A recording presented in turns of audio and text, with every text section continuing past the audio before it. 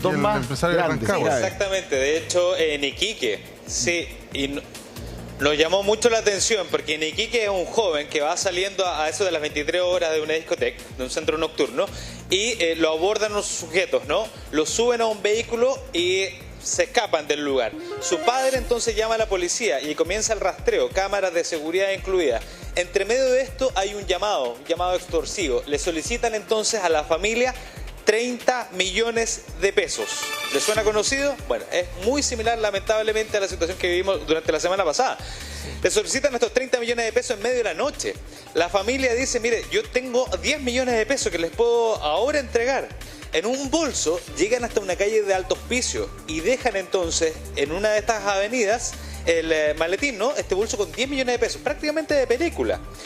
Recogen el bolso y posterior a eso se produce la liberación del joven secuestrado. Este joven es encontrado por carabineros y comienzan entonces con sus datos más las cámaras de seguridad un rastreo. En horas de la madrugada logran entonces dar con un domicilio. Y de todas maneras, claro, detienen a las personas que están en el interior del domicilio, encuentran el vehículo en el que había secuestrado a este joven, recuperan armamento y también algo del dinero en efectivo. Afortunadamente, el joven, a pesar de todo lo vivido, no tuvo mayores lesiones físicas, ¿no? Pero realmente nos llama la atención lo que ocurrió en el norte porque se parece mucho a lo que vimos en la sexta región. Las personas, los delincuentes detenidos quedaron en prisión preventiva, por supuesto. Y esa es la tranquilidad, al menos que uno le deja que estas personas están tras las rejas. También esperar cómo actúa la justicia. Ahora, este no fue el único. En Iquique hubo 2 en 24 horas. Este fin de semana, ¿no, Rodrigo? Estas imágenes son el del segundo. Del segundo. Donde tuvo que intervenir la gente de la Armada.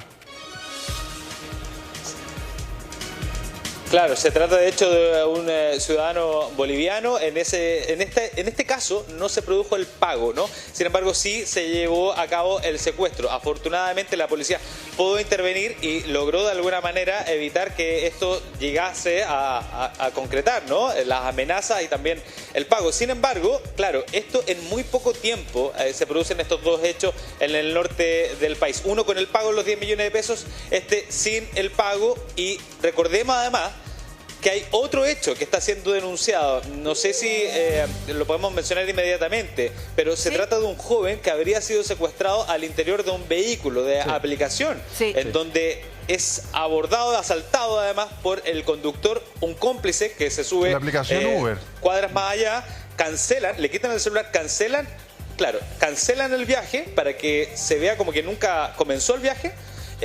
Con esto no queda registro y les quitan sus pertenencias. Y luego entonces el joven es trasladado desde Huechuraba, en donde lo tomaron afuera de una fiesta, hasta la comuna de Lampa y ahí lo dejan abandonado. Es el padre el que hoy día está reclamando sobre esa situación y además sobre la lentitud de la justicia, ya que según él todavía no ha sido citado a declarar frente a la fiscalía, según lo que él ha atestiguado, ha denunciado.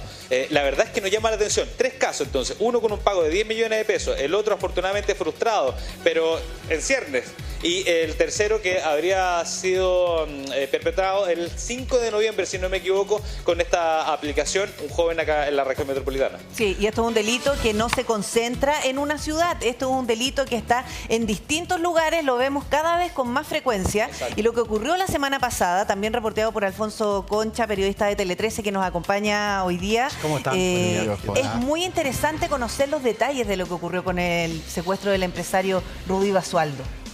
Sí, bueno, yo tienen ahí una pregunta, ¿no? ¿Siguen los pagos por secuestro? ¿Qué está pasando? La primera reflexión que puedo hacer es que llegamos tarde. Y tarde, bien tarde, 20 años, por lo menos.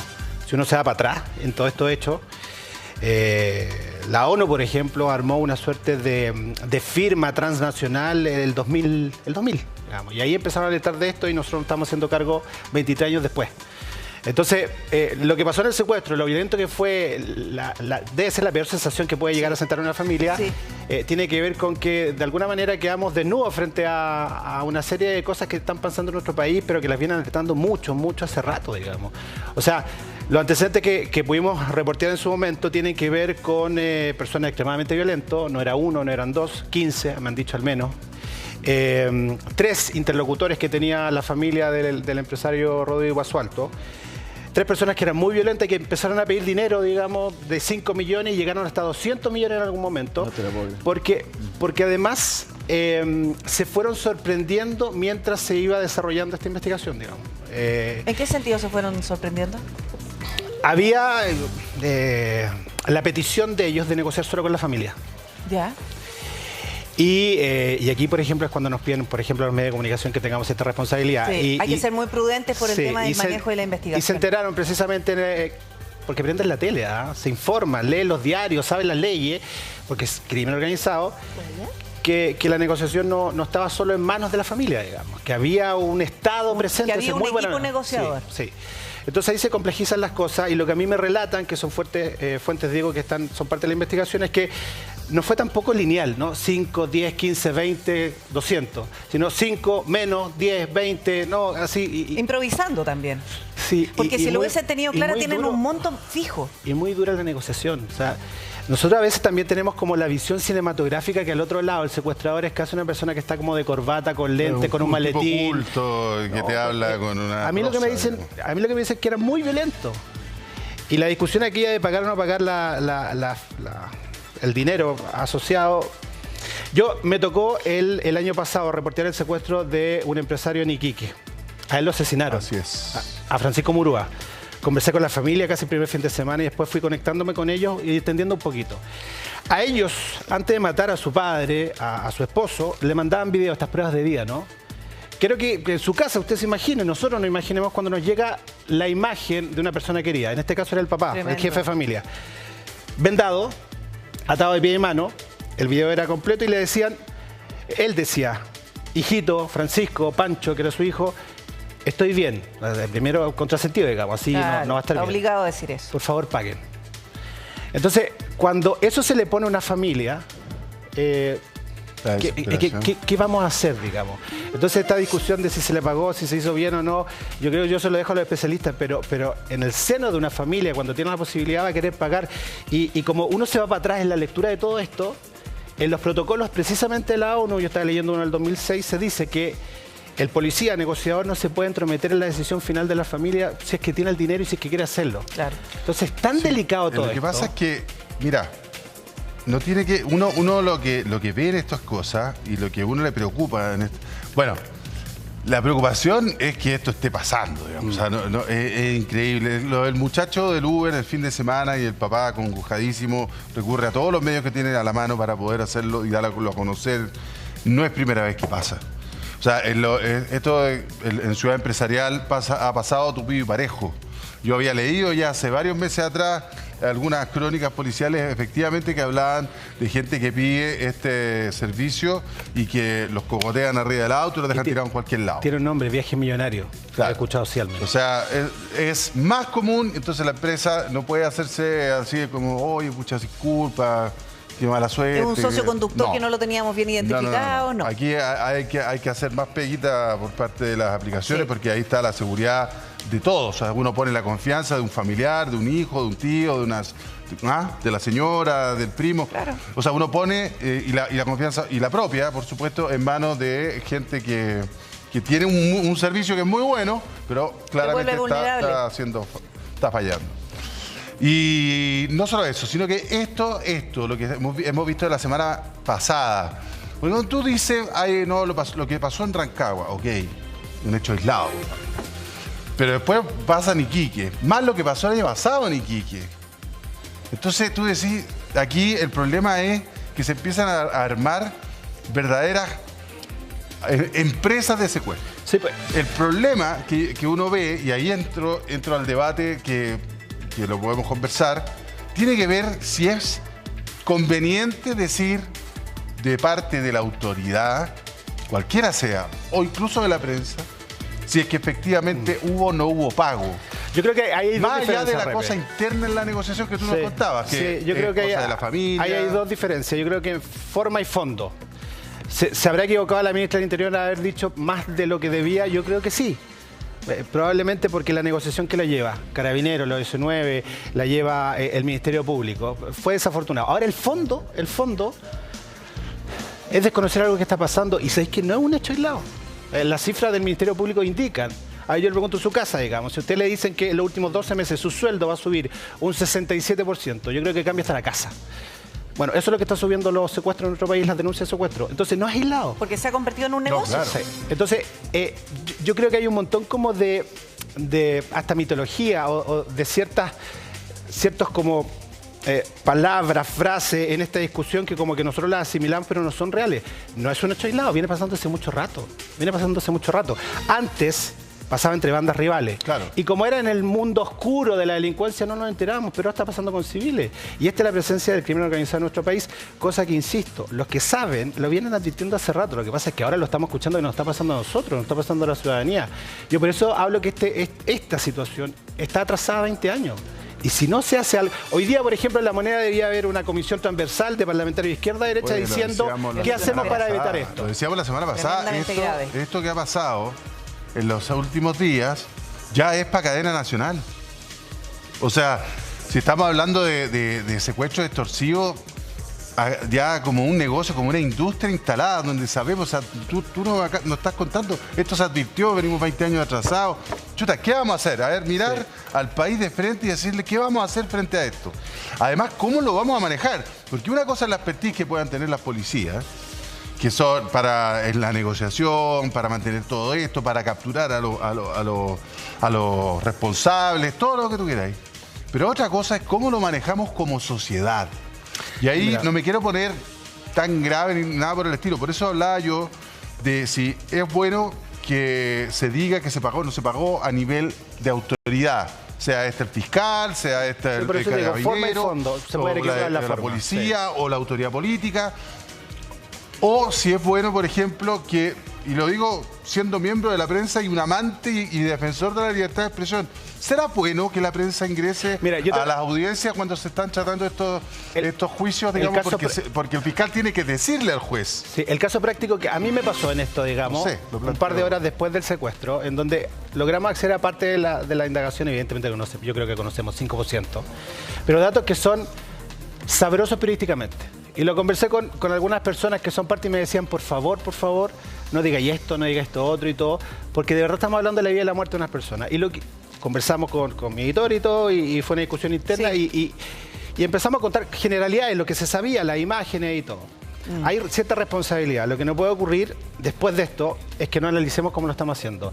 La gente necesita saber lo que está pasando. Absolutamente. Necesita tener las herramientas para saber cómo funciona. Sí. O sea, nos pasó con los portonazos, digamos. ¿Cuántas familias después empezaron a discutir con su propio hijo qué pasa si nos hacen un portonazo? ¿Qué pasa en este tipo de casos? Saber a quién acudir. Las unidades policiales son muy relevantes. Y que ahora vamos por a llegar ejemplo, a la conocer el conversación. teléfono del oficial de turno en cada uno de los cuadrantes. Todas esas cosas son relevantes y les dan herramientas a las Pero personas. sabes que tú tocas un tema bien importante. Cuando empezamos a conversar con nuestras familias cómo actuar ante un portonazo, ante una encerrona. Ahora vamos a tener que normalizar este delito y saber cómo actuar si es que nos secuestran. Si es que si no se hace nada, Es yo creo que tremendo. sí. Porque otra de las cosas que yo estaba escuchando en este tiempo, que yo lamentablemente tengo que decirlo, no deberíamos decirlo como autoridades ni como personal de la policía o en fin. ¿Cuántas veces hemos estado en actividades relacionadas con esto, no? Se desbarató una banda de crimen organizado. Y una de las autoridades en cuestión siempre dice, los detuvimos, los llevamos a la cárcel, rompimos el círculo del crimen organizado. Yo les debo decir que ahí solo empieza el círculo. O sea, en la cárcel ahora, en nuestro país, solo empieza el círculo del crimen organizado. Las personas que están llegando ahí, que no tienen un contagio criminológico, lo están empezando a tener. Claro. Y ahí aparece otro gran tema, digamos. ¿Qué hacemos con las cárceles? No seduce al político decir, oye, ¿qué hacemos con las cárceles? ¿No? Mejoremos las condiciones, aislemos a los más peligrosos, creemos más cárceles. No, porque no da votos, no da votos. Pero si estamos hablando de crimen organizado, cuando uno lee a los expertos, digamos, y empieza a introducir esto, dice, las cárceles es una gran discusión. Hoy día las cárceles Pero de se nuestro operan país, desde las cárceles. En el norte de nuestro país, 1 de 3 reos son extranjeros. El Tren de Aragua que hablamos tanto se creó en una Oye, cárcel. es tanto que en las cárceles se sienten más protegidos porque al menos están fuera del alcance o relativamente más protegidos de las bandas rivales. Pero ¿sabes lo que pasa? Es que mira el GC, dice rescate, salva vidas, secuestrado, pero y la pregunta es, ¿estamos validando el negocio del secuestro? Entonces, no es el pago del rescate el que, como obvio, ¿no? Cualquier familia dice, padre, llévate hasta mi último centavo, devuélveme a mi ser querido con vida. Eso no está en cuestión. el intento de salvar la vida de la persona secuestrada a como dé lugar es la prioridad número uno. Yo creo que nadie puede estar en desacuerdo con eso. El asunto es cómo manejar eso. Por cómo hacer lo posible por salvar la vida, hasta lo imposible por salvar la vida de la persona secuestrada, pero sin validar este negocio. Entonces, es ahí donde está el desafío. Yo creo que la buena noticia de todo esto, ya que tenemos a la capitán García acá, es que en la conversación interna, digamos, con la fuente, es que el equipo negociador, es que el Ministerio Público, incluso otra institución del Estado, funcionaban armaditas juntos y lograron un éxito. Las imágenes que mostraban delante de lo que ocurrió en el norte, estaba la Armada metida. Eso es una buena noticia. Y es decirle a los delincuentes, ojo, no están solo las personas en Chile, están todas las instituciones del Estado y funcionan bien. Esa es muy, muy buena noticia, porque también cuando uno empieza a ver en Estados Unidos está metido el Pentágono, el jefe de inteligencia, está metida la Cancillería, son por lo menos 6 unidades de agencias internacionales que uno viene para arriba, que están unidas cuando se habla del crimen organizado y el combate a él. Yo estoy de acuerdo contigo y creo que fue genial verlo así y sentirlo así cuando estuvimos, digamos, viendo todo lo que estaba pasando en Rancagua desde el minuto que todavía ni siquiera había aparecido Rudy Basualdo. Pero tú mismo nos contabas también de que aquí la negociación fue con gente... No el señor de corbata al otro lado, fumándose un puro y hablando y citando a Shakespeare mientras negocia contigo. Estamos hablando de gente bastante básica, muy violenta, probablemente muchos de ellos con algún tipo de grado de consumo. Entonces estamos hablando de gente que a lo mejor no entiende tampoco las señales así, sino que su incentivo es la zanahoria, no el garrote. No, absolutamente. La zanahoria es el pago. Entonces desde ahí... es cuando los expertos dicen, y lo leí harto, que expertos decían, ¡ey! Guarda aquí, cuidado con esto, cuidado. Cuidado con andar dando tanta información respecto a eso. Dejemos que se lo imaginen. Salió libre, habrán pagado, se habla que sí, se habla que no. Dejémoslo en el ámbito de la especulación, no en el de la certeza. Y yo creo que ahí es donde le cayeron muchas críticas a la ministra del Interior, Carolina Toá, ¿no, Francesco? Efectivamente, Repe, porque ella abre el debate justamente con la pregunta que nos estamos haciendo, ¿no? Estamos validando el negocio del secuestro. Bueno, atención con lo siguiente porque queremos pasar a mostrarles la declaración donde finalmente no solamente reconoce, sino también valida el hecho de que se haya pagado justamente esta plata y rescatado a esta persona. Detalle de las negociaciones no les puedo dar, es evidente, pero sí, dice ella, se pagó un rescate, fue parte de la negociación y eso es lo que se hace en estos casos porque la primera prioridad es la seguridad de las personas secuestradas. Entonces, aunque hay indicadores o elementos que permitan actuar de otra manera, agrega la ministra del Interior, siempre se prefiere un mecanismo que asegure las mejores condiciones para rescatar sano y salvo a la persona afectada. Esa es la tesis, Repe, de ella. Claro, y eso es lo que algunas personas criticaron, decía yo, la frase de Carolina Toá, en el fondo haber reconocido o haber dicho explícitamente que sí se pagó un rescate, porque... no sé, la certeza quizás puede motivar a que esto sea un buen negocio lucrativo, donde si bien no hay monto, no dijo monto, evidentemente como que dio una certeza. Y esto podría ser un incentivo. Yo no sé si esto efectivamente es así o no. Los criminólogos tendrán una respuesta más clara de eso, pero yo no sé si tú o esto ha sido tema de conversación. Sí, es que yo creo harto en la política. Pero el gran problema es que la política está demasiado sucia en términos de declaraciones. Claro, pues lo que pasa acá es que cometió un error, evidentemente. Yo creo que no debería haberse metido a la investigación, debería haber felicitado a los investigadores, a quienes están haciendo la pega. Pero se saca también partido político a esto. Pues. Entonces, ahí es cuando uno se pierde. Los políticos deberían estar encargados de hacerse cargo de lo que no han hecho. Lo que no han hecho es asumir esto como algo que está ocurriendo. Yo les hablaba que hace 20 años esto es tema a nivel internacional, transnacional, así lo dice la ONU. Nosotros, la primera legislación que tenemos al respecto es del 2020, 20 años después. Y hoy día leía una declaración del ex subsecretario del Interior, el señor Gali, que decía que les costó sacar esa legislación 10 años. ¿Dónde? En el Parlamento. Entonces, si establecemos patrones, ¿no? Y le decimos al de al frente que lo está haciendo mal, bueno, ¿qué han hecho ellos para hacerlo bien? Yo creo que han cometido errores y que no nos hemos hecho cargo de eso. Ese es el problema. Le insisto, estamos 20 años tarde. Mira, llegamos tan tarde y lo conversábamos con el ex fiscal Luis Toledo la semana pasada. Llegamos efectivamente tarde, porque un éxito en un rescate como esto no puede ser después de que ya ocurrió el hecho traumático. O sea, si nosotros en estos últimos 20 años hemos permitido que avancen, que aumenten y cada vez más frecuentes sean los secuestros, es porque definitivamente nosotros ya estamos con esta especie de negocio instalado. Y te voy a decir algo más, que afortunadamente el empresario Rudy Basualdo fue liberado en buenas condiciones, está él con vida ya junto a su familia, después del pago de un rescate, es porque el negocio del secuestro, en ese caso, fue un éxito. Sí. Si esa es la idea, de secuestro, me pagan, ahí está. Un éxito. Y eso es lo que se está repitiendo. Y que además las autoridades, como en el caso de la ministra del Interior, Carolina Toá, y en su momento también la escuchábamos aquí el viernes, o el jueves, la subsecretaria subrogante del Interior, también decía esto, bueno, yo quiero felicitar a las policías que hicieron un trabajo perfecto. Pero por favor, aquí estamos hablando de un fracaso porque llegamos a un secuestro en donde los secuestradores recibieron plata. Y eso no lo podemos seguir validando.